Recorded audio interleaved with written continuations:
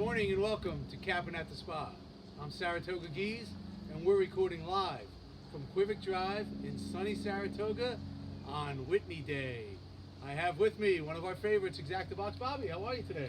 Doing pretty good. Beautiful morning. We're ready to pick some winners. All right, let's do it. We wish we were at the track, as I'm sure you do too, but we're going to make the best of it here. And we do have a live audience here today. How are you guys? Yeah. All right, welcome. Welcome to the Quivik backyard of fun. We have 5 selections for you today, and then we're going to give a little shout out on the Whitney and give you a thought on the Whitney. I'm going to start off, and we're going to talk about race 6, which is an allowance 74,000. Non-winners are 1 at 7 furlongs. There's going to be 2 pretty heavy favorites in this race. We've got the 2-horse Mr. Winston, only 2 lifetime starts, a win, and a 2nd place finish last time out, with a buyer that, fits with these horses, but nothing special. We're going to get over bet because of Chad Brown. We think we can beat him. And we also have Everfast, the 7-horse, who's 2-1 on the morning line. This horse ran 2nd to Preakness, 2nd to Holy Bull as a 3-year-old. Comes back this year, runs 2 seconds again, and then runs in a mile on a turf, which he really doesn't want to do. But this horse is 1 for 18. These are the kind of horses you want to bet against. But we're going to take a shot here with the 1, Famished. John Kimmel, Johnny Velasquez, 10-1 morning line. I really don't know why they're running this horse on the grass 4 of his last 5-6 starts. Early in his career, ran twice at Saratoga, 1 at 7 furlongs, maiden special weight with a nice figure. Ran 4 times on the turf in the last 6, never better than 4th or 5th place, does not have a turf Tomlinson. I really don't know why they're putting this horse here. He ran once on the dirt this year, and it was a 5th place finish behind Cappin to Win, who ran a fabulous race. Ran a hole in the wind at Belmont. This horse cuts back, long to short, turf to dirt, from the rail. Like him a lot, 10-1. Bobby also likes Cool Bobby, which you could say is named after him. And ran a big race last time out in the Claimer. And is moving up, but had run back figures that fit. So we're going to play the 1. We're also going to consider a 1-3 there and try to beat those favorites.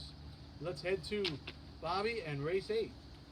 Thanks, Geeze. Race 8, we are also going to try and beat a couple short price favorites here. Race 8 is a maiden special weight, going 1 mile and 3/8 on the inner turf. These races are always interesting, going these marathon distances on the turf. Most of these horses have never gone this far. They're not proven at the distance. So these are the sorts of races where I like to look for a price. And that landed me on the 5, Mystery Bank, for Orlando Noda and Jose Ortiz, 8-1 on the morning line. Interesting horse coming off a couple month layoff. Shipping up from Gulfstream, we got a trainer change to Orlando Noda, who's been one of the hottest trainers at Saratoga so far. This horse ran pretty well down in Florida so far in his career. If you look at his last race, he only lost by a neck to Shamrocket, who came back in an open maiden at Belmont last month and finished 3 lengths ahead of the morning line favorite in here, the Chad Brown horse, Amano, the 7. So I think this horse's races in Florida might look a little better, might be a little better than they look. I think this horse should be pretty forwardly placed. I trust Jose Ortiz to take the lead if it's there, or to sit just off maybe the 4 Caribbean Gold, stretching out off those sprint races. If he goes, I think Mystery Bank can sit 2nd and get first jump off these closers. The 2 favorites, the 7 and the 8 horse, not thrilled with either of them. Both of them have no excuse in their last race for not getting it done as favorites. And again, not necessarily proven at the distance. So I'm going to go for a bit of a price with Mystery Bank. Mystery Bank, you heard it here. Mystery Bank, put the money in the bank. Let's head to race 10, which in my opinion is clearly the best betting race of the day and the best race of the day, the Jerkins. Grade 1, 7 furlongs, one of my historical all-time favorites when it was the King's Bishop, and 11 horses. Normally run on Travers Day, but obviously things moved around with this season. But 11 horses, very competitive. No Parole's going to be the favorite, going to try to wire this field. He did it in the Woody Stevens. We're going to see if he can do it today. The 11 horse, Tap It to Win, I'm hoping is going to give him a lot of trouble on the front end. And that's going to open up for my horse 3 Techniques. The 8 horse at 6-1, Jose Ortiz, Jeremiah Engelhardt. This horse really took a liking to Saratoga. Ran 2nd in a maiden special weight last year to Basin, who came back and won the Hopeful. And then came out and won by 5 his next time out at Saratoga. So this horse likes the track, loves the distance. His last 3 races he runs in November and then in 2 stakes races at Oaklawn, all a good track, a muddy track, and a sloppy track. Didn't run bad, ran won a race, ran second, ran fourth to Nadal, who would have been the Derby favorite probably, and coming back to a fast track, coming back to Saratoga, sitting off those speed horses, 6-1 morning line. I think Mischievous Alex is going to take some money, tap it to win. There's Echo Town's going to absolutely take money, very competitive race. So I think you're going to get at least all of that 6-1 on 3 techniques. So my bet of the day here certainly is the 8-horse 3 techniques in the Jerkins, and we're going to go to Bobby, and we're going to go to the Bowling Green. Thanks, Geese. Bowling Green, Grade 2 race, going a mile and 3/8 on the turf. Interesting race. You got a lot of horses, hard-knocking older horses for the turf division on the East Coast. I think the top 4 horses here on the morning line, Cross Border, Dot Matrix, Channel Maker, Saddler's Joy, not much separating the 4 of them. So I'm going to go with the longest price here. Dot Matrix for Brad Cox and Joel Rosario. This horse, really consistent, always seems to run his race, likes to win. I think he's going to get the right trip in here, sitting just off a couple speed horses, Cross Border, maybe Channel Maker, maybe Marzo. Hoping there's at least 2 of those 3 horses go out and push the pace a little bit. But I think Dot Matrix will be sitting right behind them, 4th or 5th. He'll get first jump on Saddler's Joy. And again, these horses have all been running, the same figures, really close to each other. So looking to take the horse with the best price.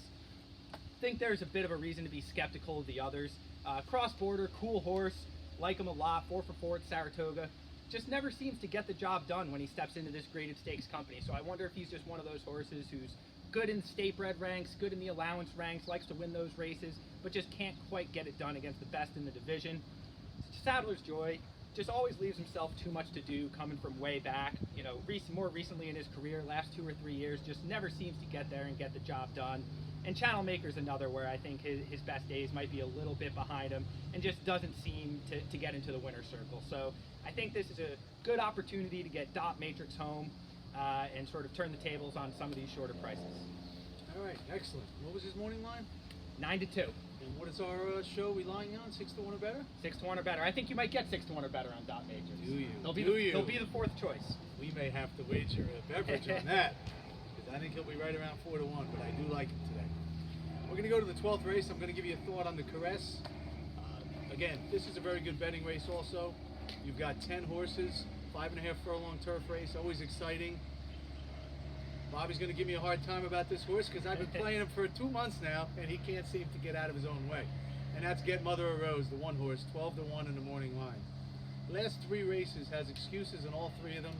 Did not like the yielding track in the Intercontinental. Awkward start, steadied. Now the question is, does this horse just always get himself in trouble? Or can he turn around here and find a nice trip from the rail with Jose Lescano? Because he's going to have to get a great trip here in order to win. Last year, running high 80s, low 90s at Gulfstream in January, February, absolutely can win this race if he can get back to that form and prove that he can stay out of his own way. I'm hoping he can do it. I've had him 3 times in a row at 17-1, 9-1, and he runs like those prices. So today we're going to try to get him at a better price, and we're going to try to get him home finally. And to finish up, we're going to do a quick thought on the Whitney. What do you think, Bobby? Yeah, Whitney's a good race. Very short field, 5 horses, but really bringing the best horses in the older male dirt division.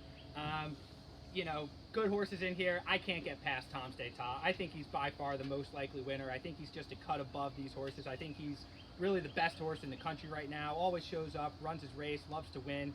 I can't see past him. I think he's going to win. I'll be singling him in pick 4s and pick 5s. Okay, as Bobby said, we're talking about probably the 4 top handicap older horses in the country running against each other today. So it's a fun, exciting race. Not the best race to, for a big bet.